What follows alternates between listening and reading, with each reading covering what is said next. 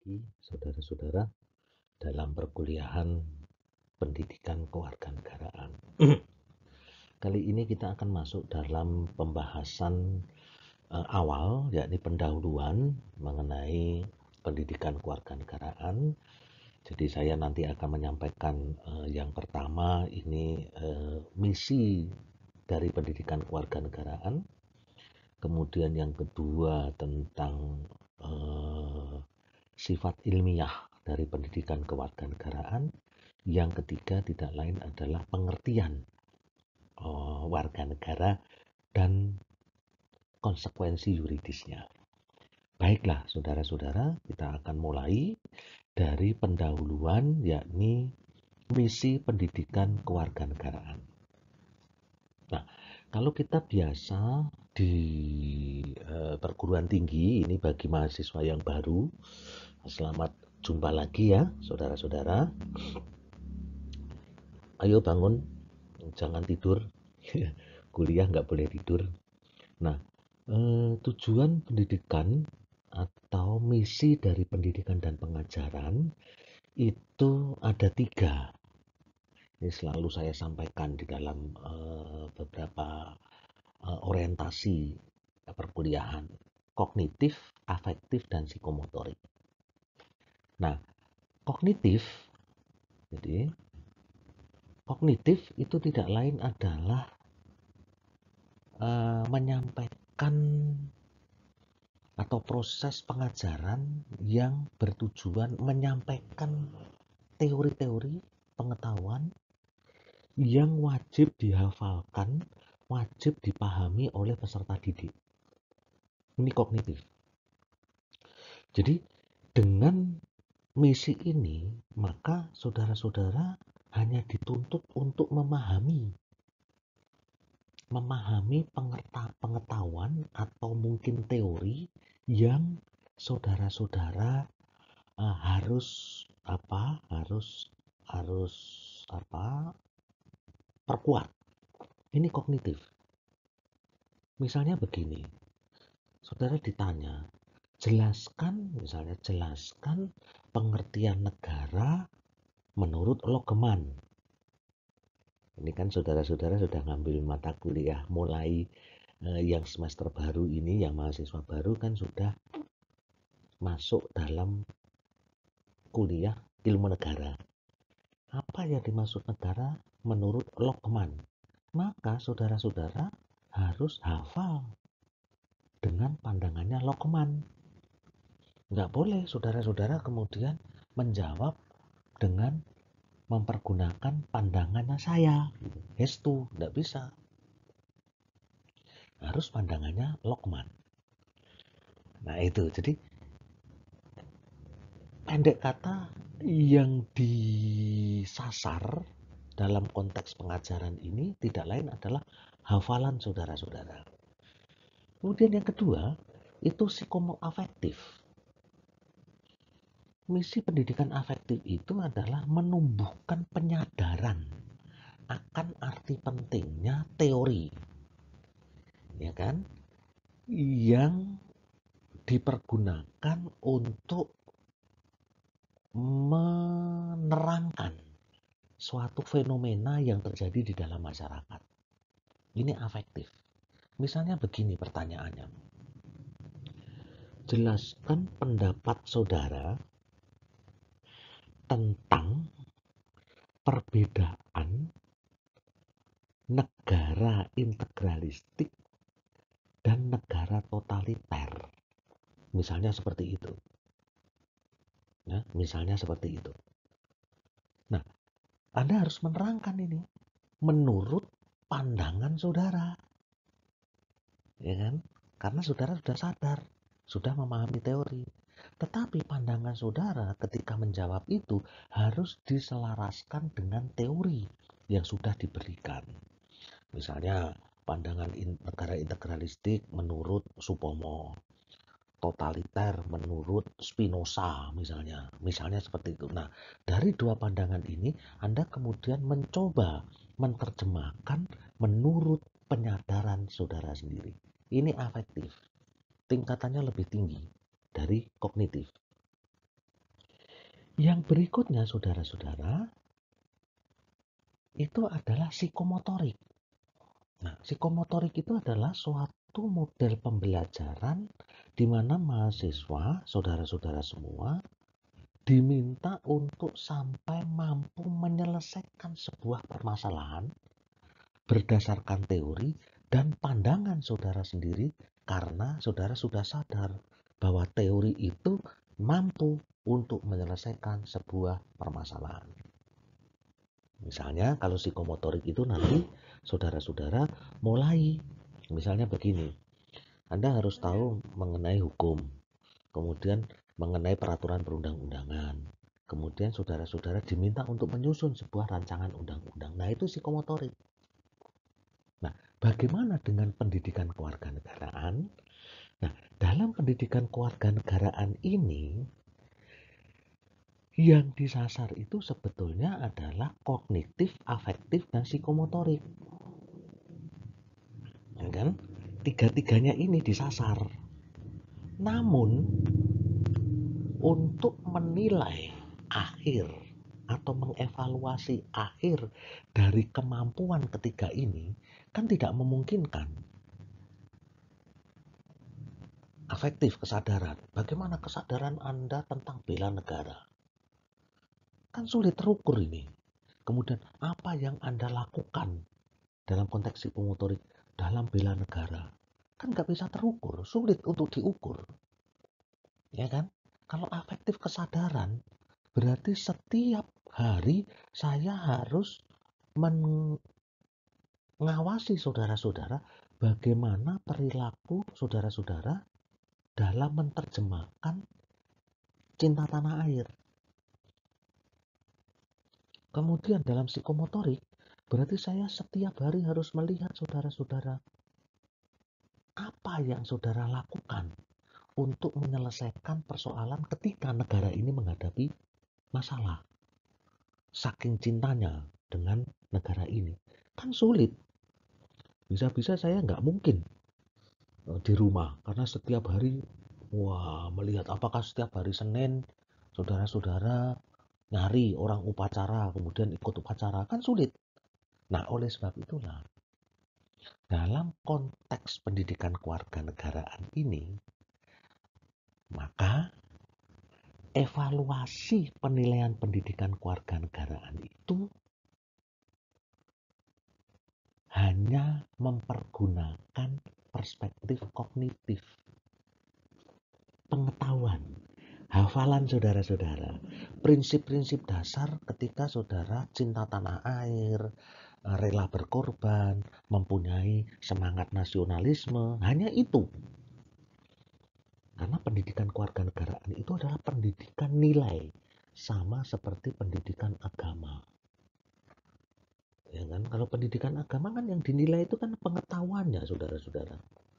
Bukan afektifnya, bukan kesadarannya, bukan psikomotoriknya. Kalau afektif dan psikomotorik itu juga dinilai, maka saudara-saudara disuruh mencatat setiap hari Anda ke gereja itu berapa kali gitu. Berdoa berapa kali, kan begitu. Nah, inilah saudara-saudara, jadi dalam rangka melaksanakan pendidikan kewarganegaraan ini, maka besok dalam ujian tengah semester dan ujian akhir semester, nilai final yang saya nilai adalah pengetahuan saudara-saudara, bukan kesadaran, bukan psikomotorik. Untuk kesadaran dan psikomotorik itu urusan nanti ketika saudara-saudara sudah menjadi sarjana yang betul-betul memiliki jiwa yang unggul membela tanah air. Itu saudara-saudara. Ini dari konteks kognitif saja. Jadi saudara-saudara harus mencatat semua. Ya kan? Jangan protes misalnya nilainya dapat nilai B. Pak, saya kok dapat nilai B? Padahal setiap hari saya itu selalu menyanyikan lagu Indonesia Raya setelah bangun tidur. Nggak ada hubungannya, mau nyanyi Indonesia Raya, mau hafal Pancasila, setiap hari membaca Pancasila, nggak ada hubungannya dengan pengetahuan. Yang saya nilai adalah kognitif, saudara-saudara. Begitu ya, maka saudara-saudara harus menghafal, harus memahami apa yang ada di dalam bahan kuliah dan apa yang saya sampaikan ini. Untuk itu, saat ini saudara-saudara harus mulai mencatat. Habis kuliah, silakan catatan itu dikirim kembali ke saya sebagai sebuah tugas. Gitu ya. Nah, ini berarti sudah ada tugas nih, saudara-saudara. Oke, selanjutnya.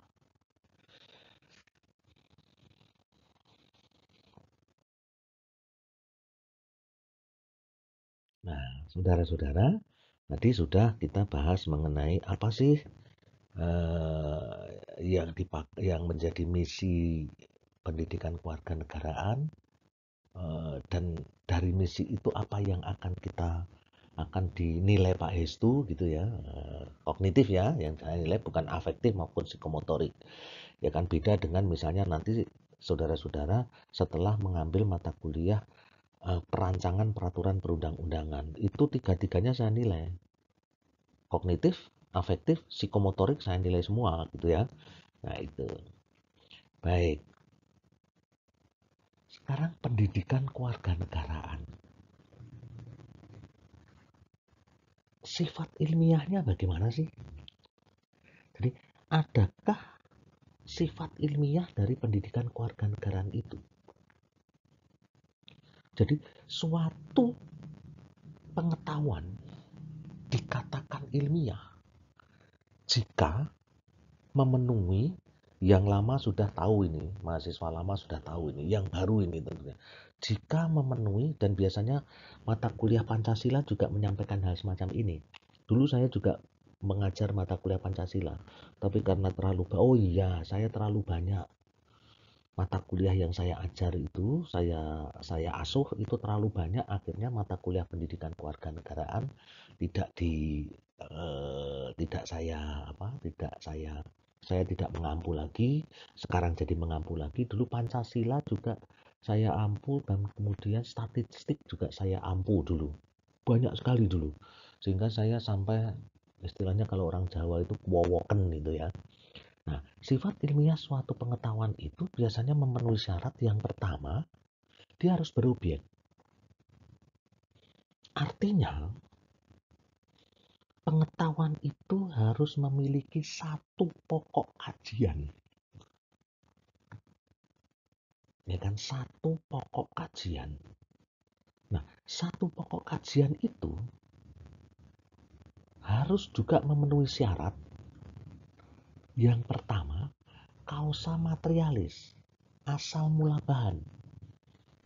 Bahannya dari mana pokok kajian itu?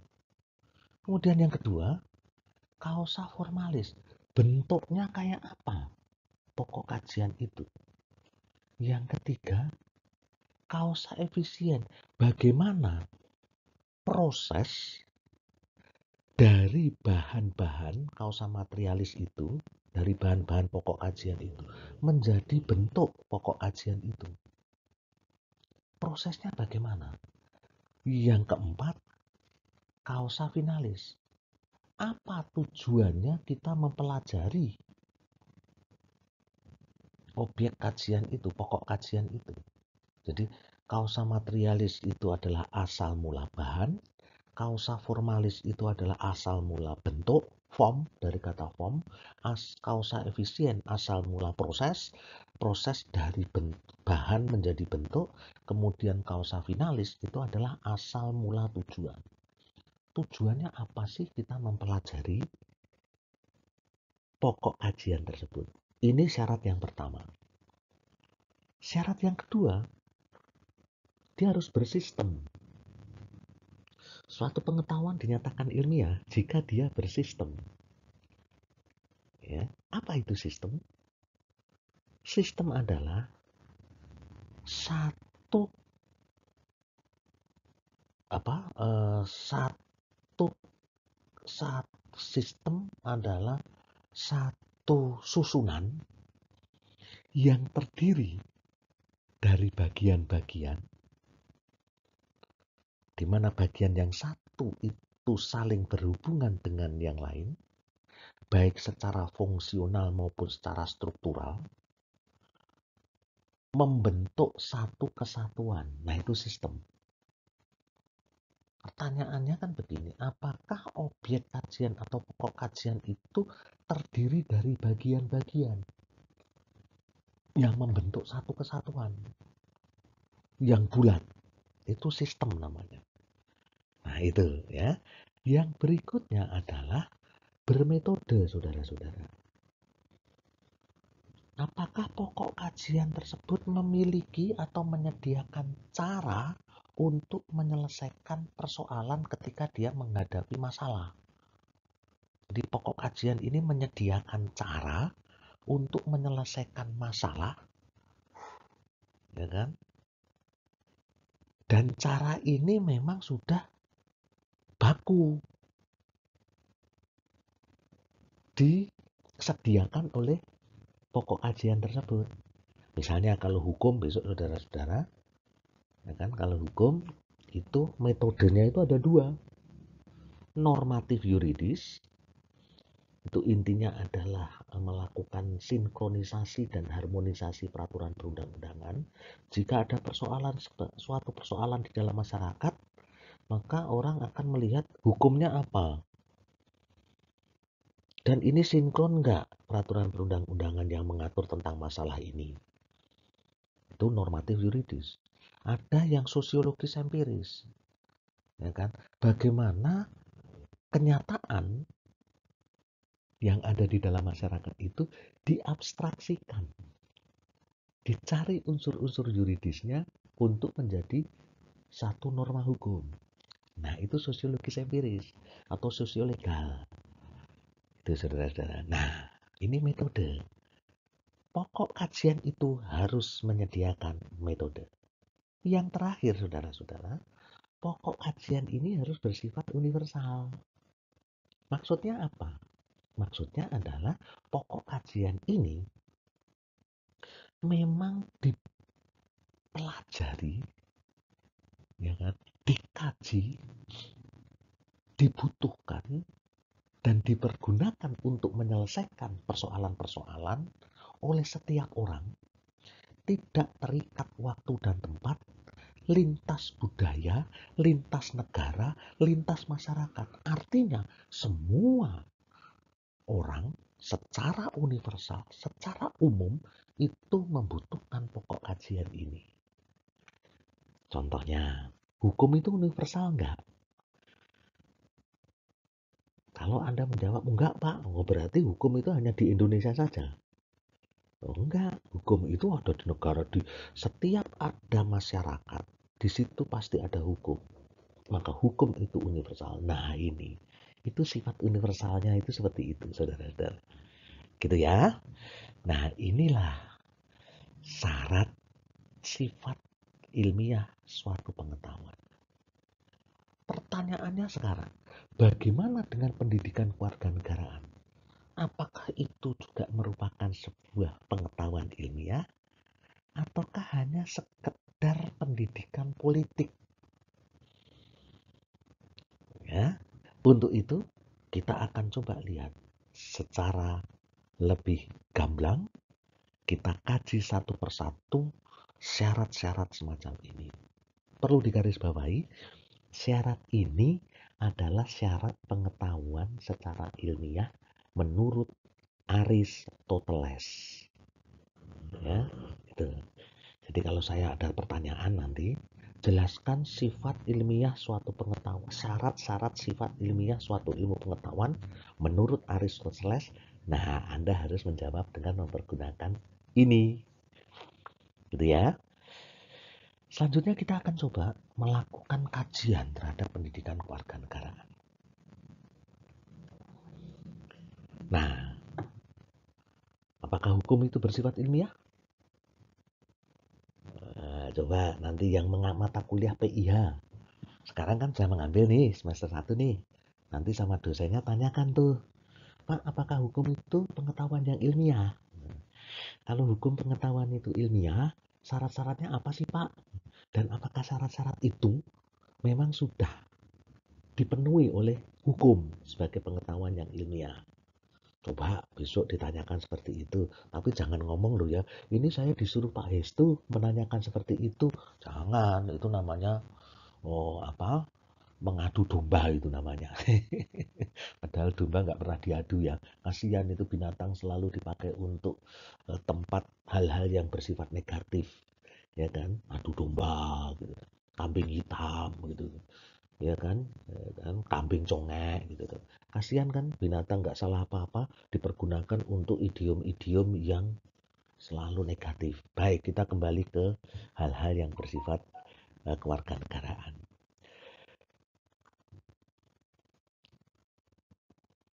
Iya,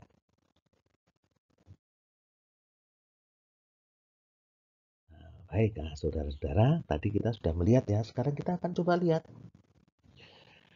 bagaimana dengan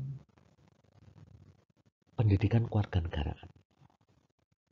Kalau hukum, apakah itu pengetahuan ilmiah atau tidak? Besok aja deh.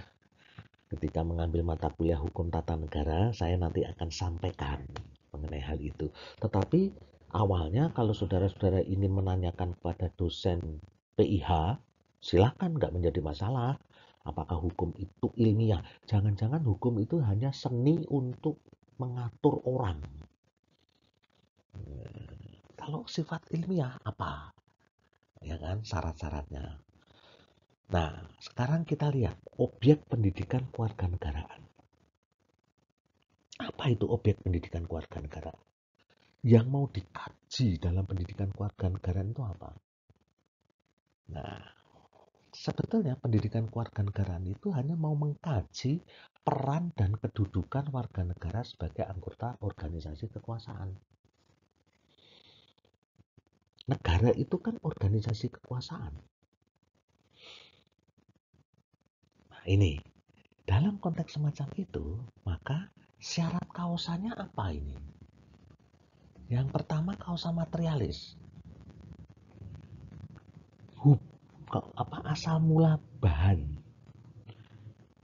Ada kajian tentang kedudukan warga negara sebagai anggota organisasi kekuasaan, berarti ini berkaitan soal hubungan, ya kan?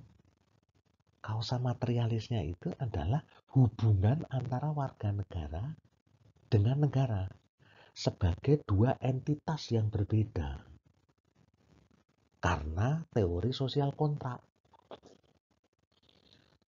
Jadi negara dan warga negara itu dua entitas, dua hal yang berbeda, bukan satu entitas. Oleh sebab itu kita perlu kaji bagaimana hubungan itu. Kontrak itu kan antara si A dengan si B. Ini kan? Sosial kontrak ini kan Rousseau, Hobbes, ya kan? Nah, nanti dalam ilmu negara, saudara-saudara.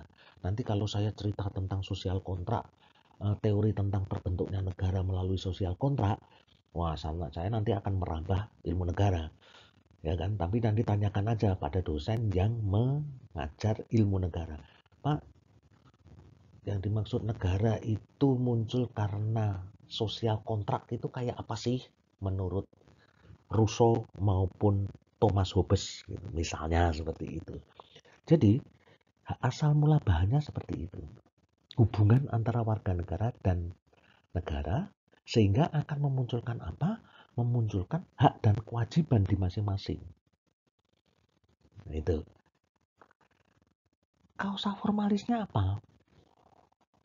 Kausa formalisnya itu tidak lain adalah yang sifatnya fisik dan non-fisik.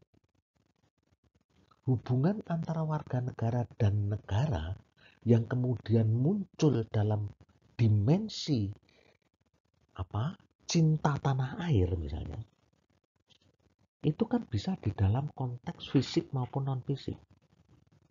Misalnya kita bicara bela negara. Bela negara itu bisa fisik dan bisa non fisik.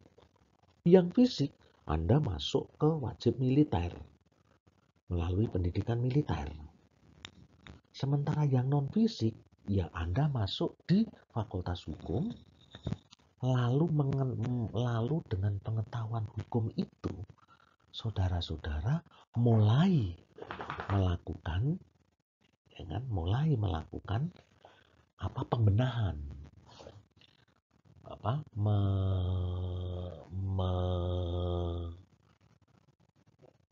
berguna bagi negara. Misalnya, saudara menjadi seorang ahli kontrak yang disewa oleh BUMN, sedang melakukan kontrak dengan perusahaan asing. Ya, perusahaan asing itu menghendaki saudara-saudara mempergunakan hukum di mana perusahaan asing itu berada. Sementara Anda adalah mempergunakan tenaga lawyernya BUMN. Kalau saudara cinta tanah air, ya gunakan hukum Indonesia. Jangan tunduk pada hukum asing. Nah, itulah fisik dan non-fisik, bentuk bela negara. Jadi, pendidikan kewarganegaraan itu asal mula bahannya hubungan antara warga negara dengan negara melalui kontrak sosial yang akhirnya akan memunculkan cinta tanah air, bela negara, gitu, nasionalisme, dan bentuknya bisa fisik dan non-fisik. Yang ketiga, kausa efisien itu proses pendidikan kewarganegaraan. Prosesnya itu panjang, saudara-saudara. Dari malari itu adalah malapetaka 5 Januari.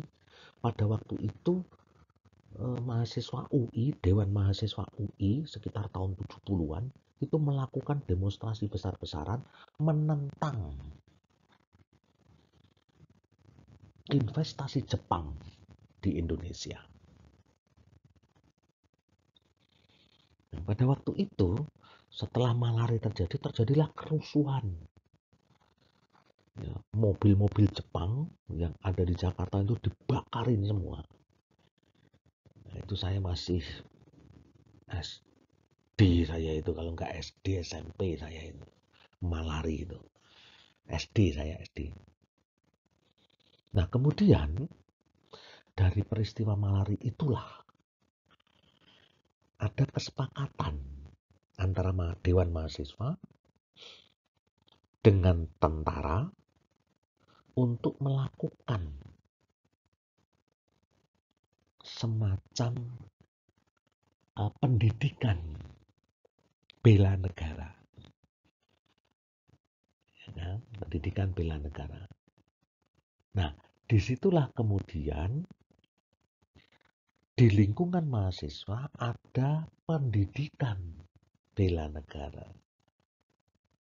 Ya kan? Kemudian muncul mata kuliah kewiraan. Dari konteks non-fisik, ya kan? Yang non-fisik mata kuliah kewiraan, yang fisik itu tidak lain adalah kegiatan resimen mahasiswa.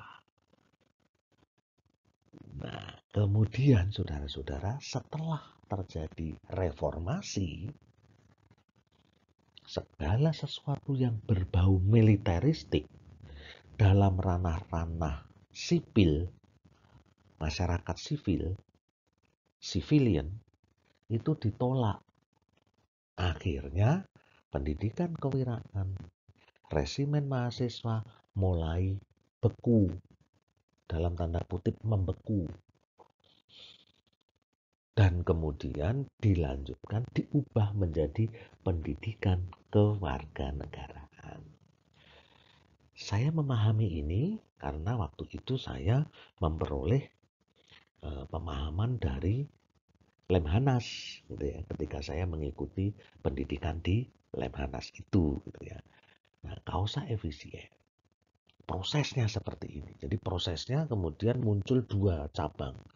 Ada yang fisik, ada yang non-fisik. Yang fisik itu tidak lain melalui kegiatan bela negara, resimen mahasiswa.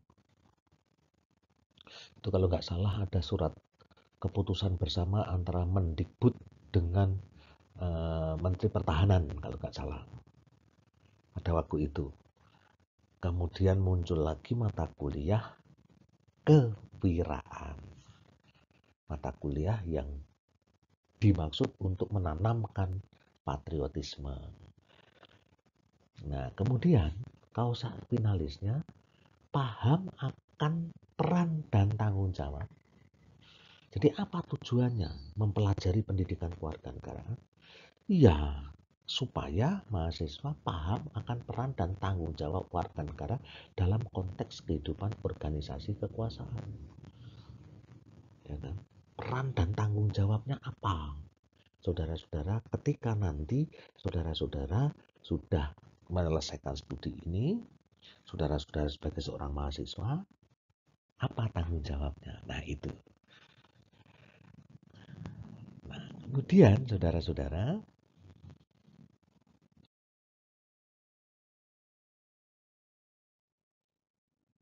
itu tadi objek ya, pokok kajiannya ya. Nah, ini pokok kajiannya. Kemudian, nah, kalau kita bicara tentang hubungan antara warga negara dan negara, maka ada 3 teori hubungan negara dan warga negara. Itu menurut Pak Pomo, ya kan, Dr. Supomo. Yang pertama, saudara-saudara, 3 teori hubungan antara negara dengan warga negara yang tadi menjadi objek kajian ilmu pendidikan kewarganegaraan. Itu yang pertama adalah teori perseorangan. Negara adalah masyarakat hukum yang disusun atas dasar kontrak individu dalam masyarakat. Tadi saya kemukakan. Nah, teori perseorangan. Teori ini memunculkan kedaulatan rakyat. Ya, teori ini memunculkan kedaulatan rakyat nanti. Ini saya tidak akan saya sampaikan, nanti akan disampaikan dalam, mudah-mudahan nanti disampaikan dalam ilmu negara. Karena memang mata kuliah pendidikan kewarganegaraan itu sebetulnya erat kaitannya dengan ilmu negara. Yang awal-awal hubungan antara warga negara dengan negara. Tapi kalau saya kemudian sampai menyampaikan bahan ilmu negara, nanti malah menjadi overlapping gitu ya. Memakan mata kuliah lain. Tapi saudara-saudara, silahkan kalau ada yang mau tanya, nanti lewat WA grup ya, jangan japri, WA grup aja. Teori kontrak sosial itu bagaimana sih Pak? Gitu ya. Nah, itu. Kemudian yang kedua, teori golongan. Itu bunyinya begini menurut Supomo. Negara adalah alat dari suatu golongan dalam masyarakat untuk menindas golongan yang lain. Negara alat dari golongan yang memiliki kedudukan ekonomi yang paling kuat untuk menindas golongan lain yang lemah. Nah, ini teori golongan. Sehingga terjadilah percaturan antara borjuis dengan proletar misalnya. Nah, ini terus ini akan terjadi seperti itu. Nah, yang ketiga itu teori integralistik. Negara tidak untuk menjamin kepentingan seseorang atau golongan. Negara adalah susunan masyarakat yang integral. Artinya antara negara dan warga negara itu menjadi satu. Nah, teori integralistik ini sebetulnya merupakan terjemahan dari teori totaliter seperti yang disampaikan oleh Spinoza, Engel, dan Hegel. Nah, itu saudara-saudara. Nah, inilah 3 teori hubungan warga negara dengan negara. Selanjutnya,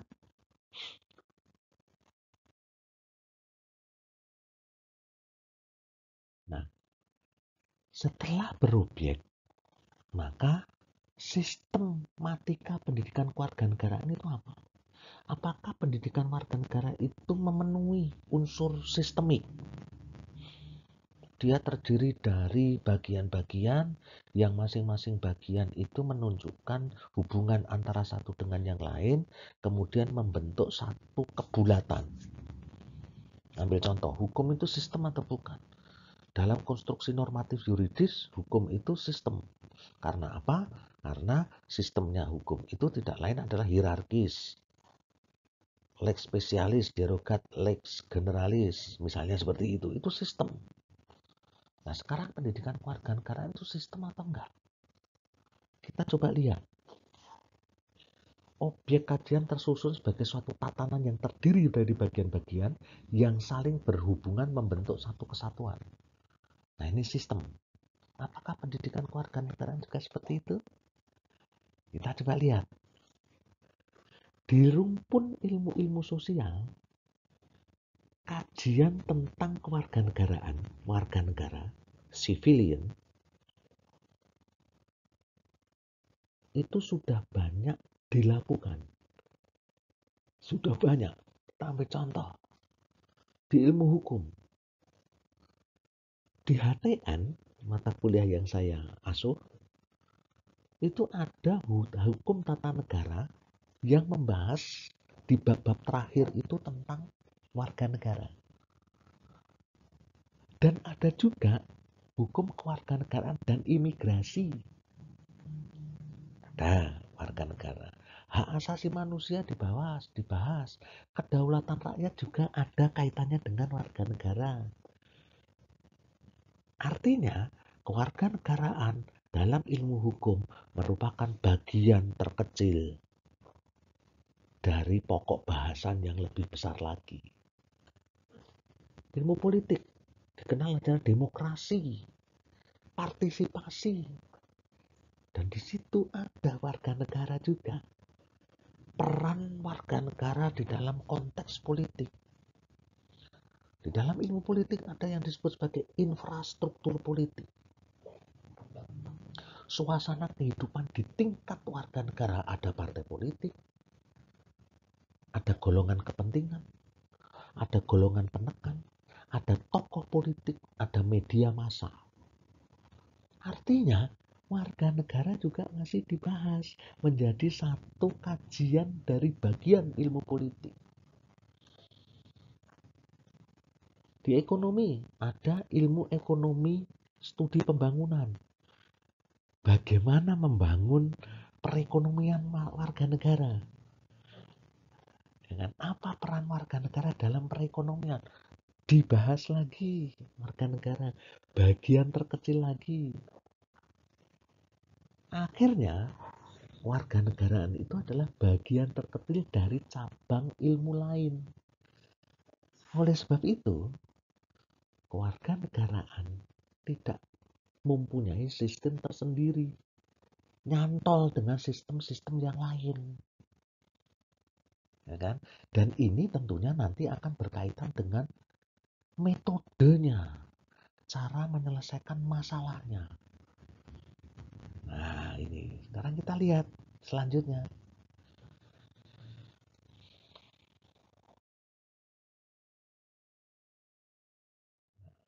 Ini metode, yakni cara yang dipergunakan bagi objek kajian dalam menyelesaikan masalah. Pendidikan kewarganegaraan itu metodenya adalah komprehensif integral,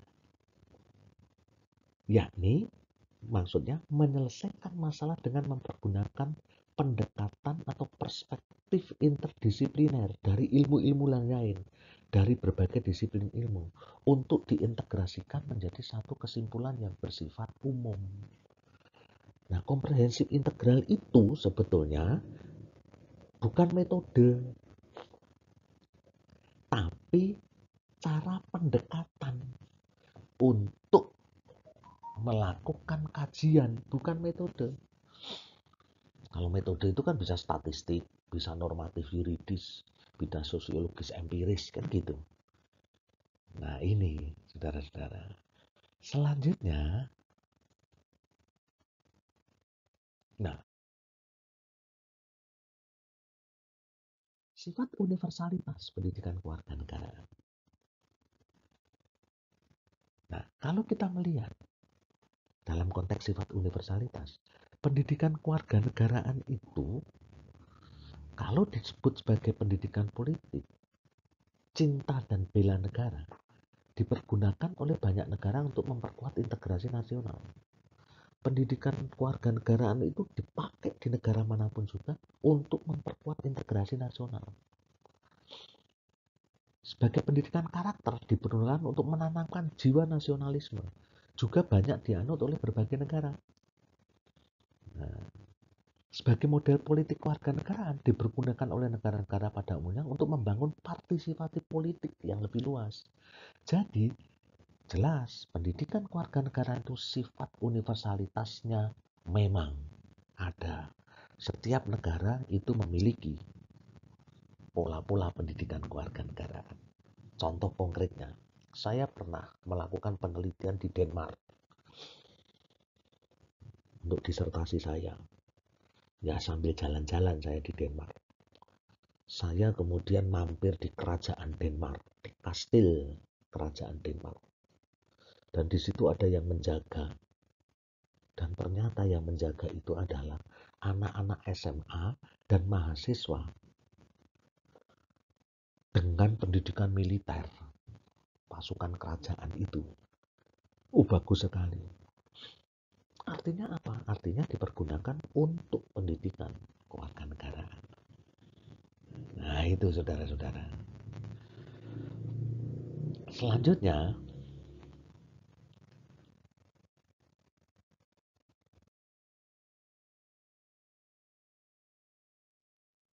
dengan demikian saudara-saudara, kalau ditanya sifat ilmiah pendidikan kewarganegaraan itu hanya kurang dari sistem dan metode. Jadi pendidikan kewarganegaraan itu terus terang memang belum memenuhi sifat keilmiahannya karena apa? Belum memiliki sistem tersendiri dan metode tersendiri. Itu ya. Nah, selanjutnya saudara-saudara, pengertian warga negara. Apa itu warga negara? Pengertian umum warga negara itu sering disamakan dengan penduduk. Tapi saudara-saudara, penduduk dan warga negara itu beda. Kalau penduduk itu orientasinya adalah domisili. Artinya, setiap orang yang berdomisili di wilayah yurisdiksi negara. Coba Anda lihat dalam Undang-Undang Dasar 45, pasal 26. Tak bacain ya, pasal 26. Penduduk, pasal 26 ayat 2. Ini Undang-Undang Dasar 45 ini. Nah ini. Penduduk ialah warga negara Indonesia dan orang asing yang bertempat tinggal di Indonesia. Artinya domisili. Siapapun juga orangnya yang berdomisili di Indonesia itu adalah penduduk. Sedangkan warga negara itu orientasinya pada sikap setiap orang. Yaitu dia tunduk pada konstitusi negara, kemudian dia tunduk dan mengakui pemerintahan yang sah, dan dia menganggap wilayah negara adalah satu-satunya tanah air. Jadi orientasinya pada sikap. Kalau ada pertanyaan, jelaskan beda penduduk dan warga negara. Lebih luas manakah penduduk dan warga negara? Ya lebih luas penduduk cakupannya. Karena penduduk bisa warga negara Indonesia, bisa warga negara asing. Yang penting dia tinggal di Indonesia sesuai dengan peraturan perundang-undangan. Tapi kalau warga negara itu orientasi pada tunduk pada konstitusi, tunduk pada pemerintahan yang sah, dan menganggap wilayah negara adalah satu-satunya tanah air. Selanjutnya saudara-saudara, ada yang mengatakan kaula negara, anggota organisasi kekuasaan.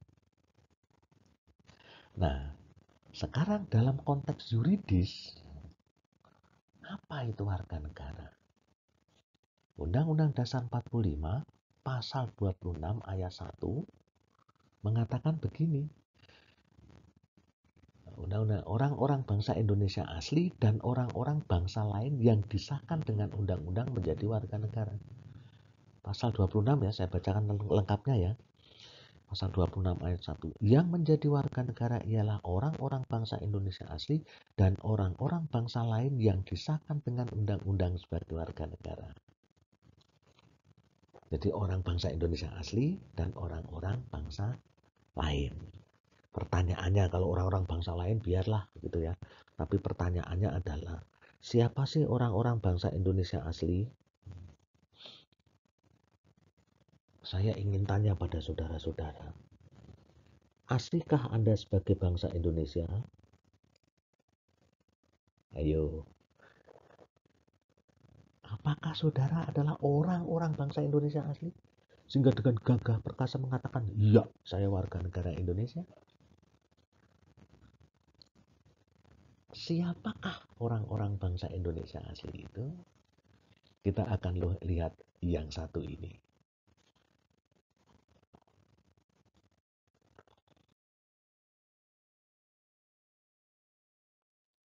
Jadi, ada pertanyaan kan tadi, siapakah orang-orang bangsa Indonesia asli itu? Nah, pasal 26 ayat 1 Undang-Undang Dasar 45 yang bunyinya tadi adalah yang menjadi warga negara Indonesia adalah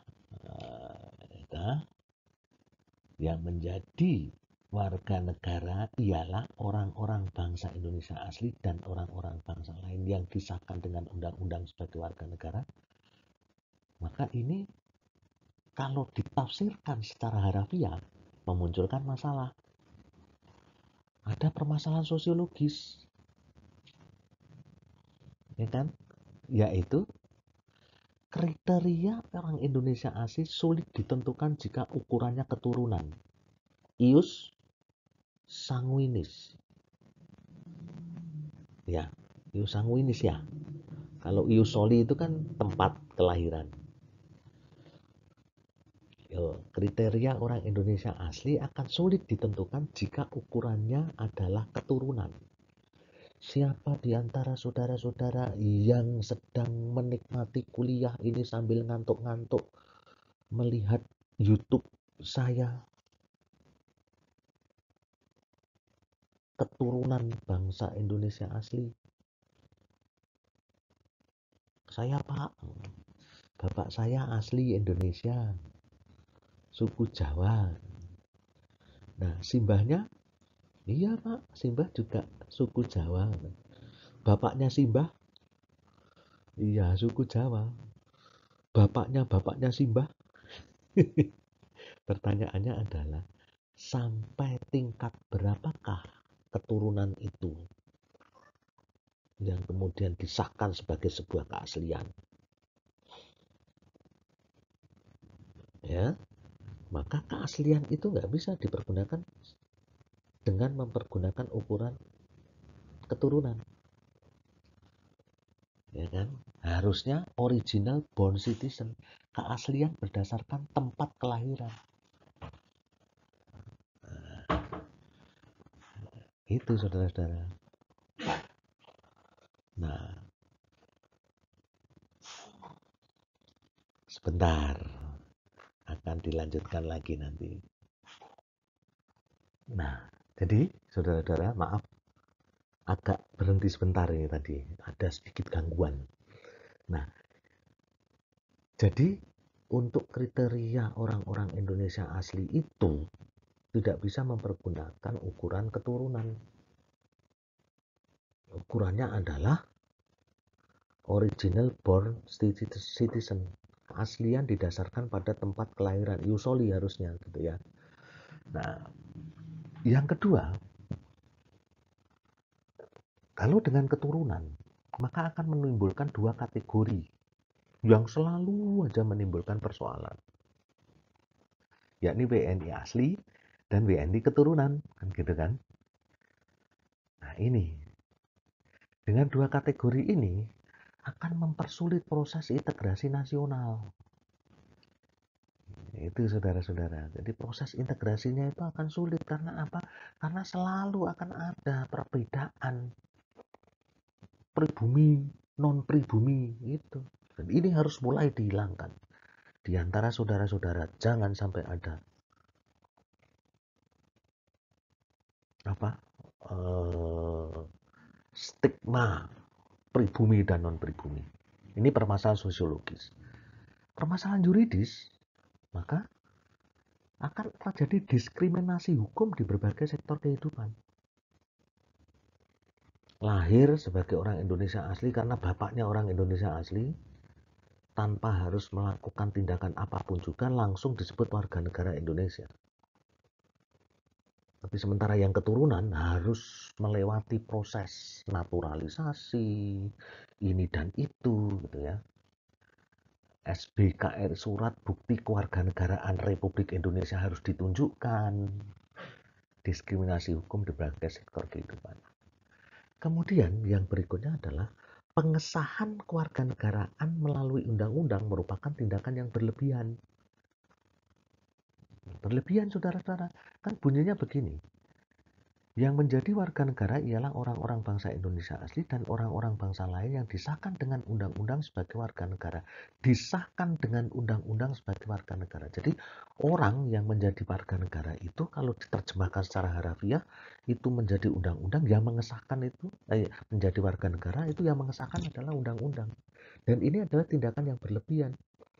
Cukup sebetulnya dengan surat keputusan. Harusnya bunyinya kan rumusan ini kan bisa begini. Yang menjadi negara ialah warga negara ialah orang-orang bangsa Indonesia asli dan orang-orang bangsa lain yang disahkan berdasarkan undang-undang sebagai warga negara. Tidak dengan undang-undang. Kalau dengan undang-undang maka ya kan disahkan dengan undang-undang, maka pengesahan itu dikeluarkanlah suatu undang-undang, tapi berdasarkan undang-undang. Nah, inilah permasalahan pasal 26. Sehingga besok kalau saya tanyakan, jelaskan permasalahan yang dimunculkan dalam pasal 26 ayat 1 Undang-Undang Dasar 1945. Gitu ya. Selanjutnya, saudara-saudara,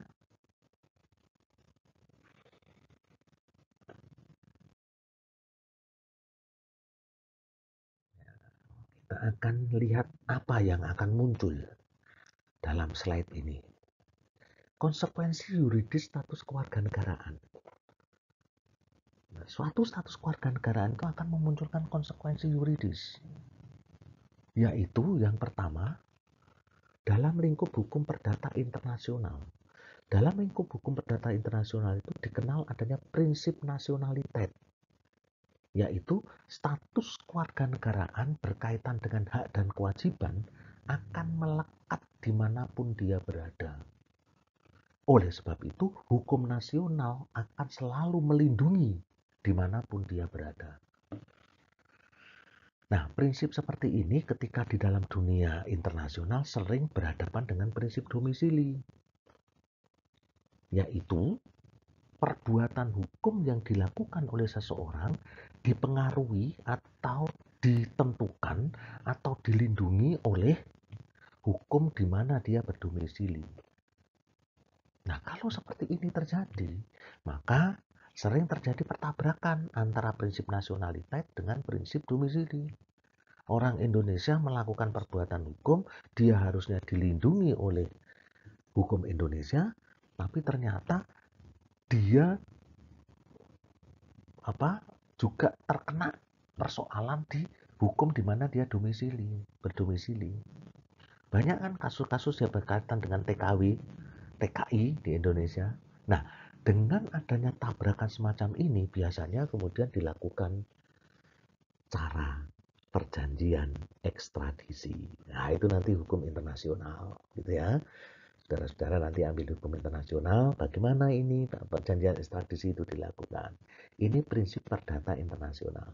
Jadi intinya dalam konteks lingkup hukum perdata internasional, itu dikenal prinsip nasionalitas. Artinya, hak dan kewajiban seorang warga negara itu akan melekat dimanapun dia berada, sehingga hukum nasional akan melindungi dimanapun dia berada.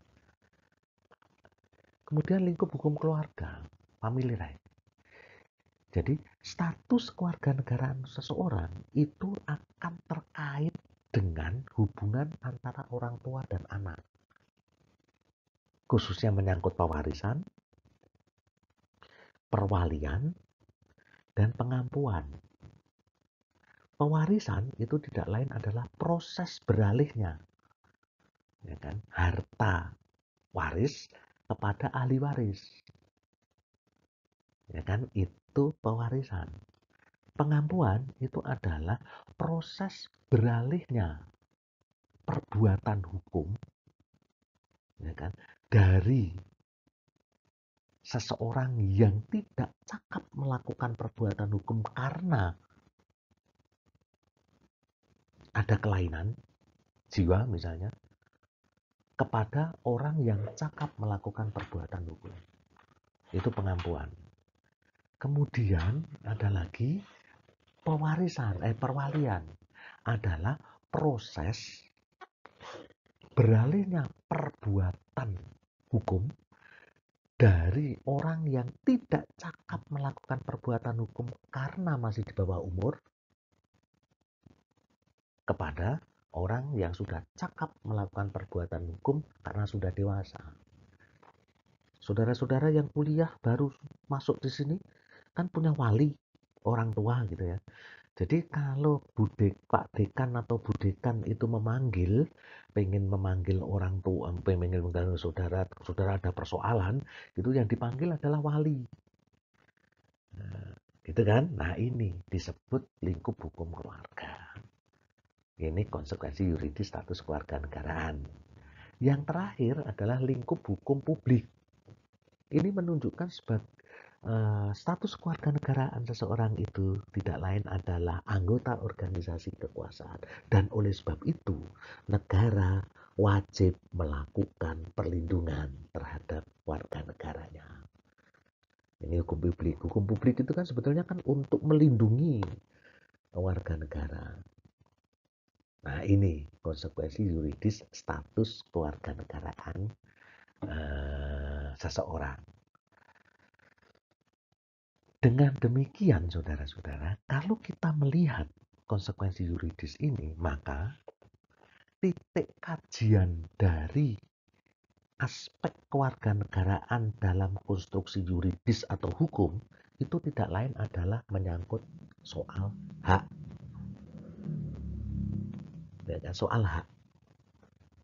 Lingkup perdata internasional, lingkup hukum keluarga, lingkup hukum publik. Kalau tadi sudah saya katakan, nanti saudara coba dengarkan lagi gitu ya. Anda catat gitu ya. Itu menyangkut hak. Nah, selanjutnya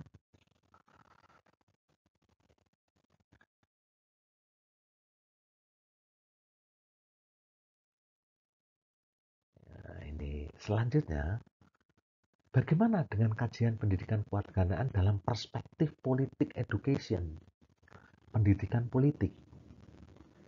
Nah, kajian pendidikan kewarganegaraan dalam konteks political education, seperti yang saya terima di Lemhanas, itu tidak lain adalah memupuk cinta tanah air. Kemudian rela berkorban, orang yang sudah mencintai, itu rela berkorban. Ya kan? Saudara sudah saling mencintai belum? Coba Anda saudara rasakan. Ya kan? Masih rela berkorban, suruh jemput, ya tak jemput, kan? Nggak tahu kalau sekarang ini. Nah, tapi kalau dulu saling mencintai itu mesti rela berkorban, ya kan? Saling berkorban, ya kan? Kemudian kalau rela berkorban berarti membela. Setelah rela berkorban, dia membela. Maka kalau kita lihat memupuk cinta tanah air, rela berkorban, kemudian membela negara, maka perspektifnya itu lebih pada aspek kewajiban. Nah, oleh sebab itulah saudara-saudara, pendidikan kewarganegaraan dari perspektif yuridis dan perspektif political education yang sekarang ini saudara-saudara geluti dalam mata kuliah pendidikan kewarganegaraan tidak lain adalah menyeimbangkan antara hak dan kewajiban. Itu saudara-saudara. Selanjutnya, sudah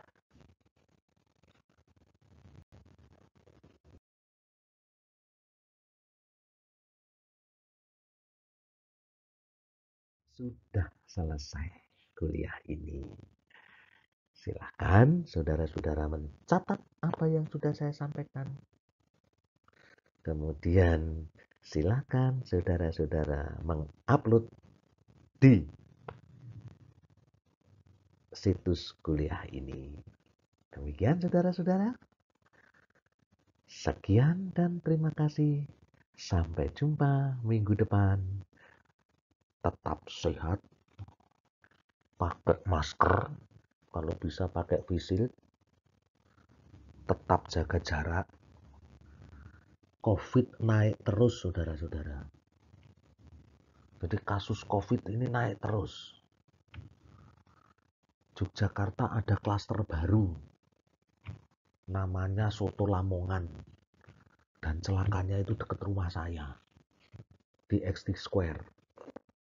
Maka saudara-saudara, ayo kita disiplin diri. Sebelum Januari dijanjikan oleh Pak Jokowi, presiden kita, itu akan mulai ada vaksinasi. Mudah-mudahan ada vaksin. Kita divaksin satu persatu kemudian kebal. Tetapi ternyata kemarin itu ada kasus juga, saudara-saudara. Sudah sembuh, sakit lagi kena. Saya baca di kompas.com. Tapi mudah-mudahan nggak seperti itu, gitu ya. Mudah-mudahan. Baik, saudara-saudara, tetap Indonesia, tetap panggul merah putih, dan sampai jumpa.